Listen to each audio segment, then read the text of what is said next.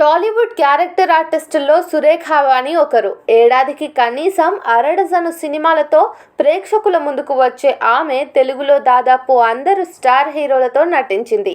కానీ ఇప్పుడు ఆమె సినిమాలు చేయడం తగ్గించింది. అయినప్పటికీ ఆమె ఖరీదైన కారును కొనుక్కుని విలాసవంతమైన జీవితం గడపడంపై విమర్శలు వినిపిస్తున్నాయి. దీనిపై సురేఖ వాణి తాజాగా స్పందించింది.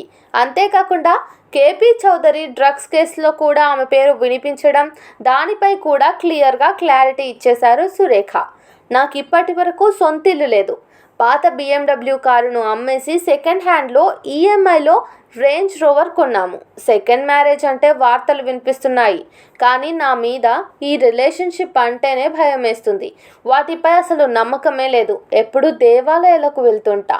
ఇలా వెళ్ళిన ప్రతిసారి నాకు ప్రశాంతమైన జీవితాన్ని ఇవ్వమని, నా వాళ్లను చూసుకునే ధైర్యాన్ని ఇవ్వమని కోరుకుంటా. సీనియర్ హీరోయిన్లు మళ్లీ రావడం వల్ల కూడా అవకాశాలు తగ్గిపోతున్నాయి. ఇక కేపీ చౌదరి డ్రగ్స్ కేసు గురించి మాట్లాడాలంటే తను మా అందరికీ కామన్ ఫ్రెండ్. మేము మామూలుగా పార్టీలో కలిసేవాళ్ళం. తన ఫోన్లో నా ఫోటోల కంటే వేరే ఆర్టిస్టుల ఫోటోలు ఎక్కువగా ఉంటాయి. దాదాపు 300 మంది ఫోటోలు ఉంటే 3 ఫోటోలు మాత్రమే బయటకు వచ్చాయి. అందులో నా ఫోటో కూడా బయటకు తీశారు.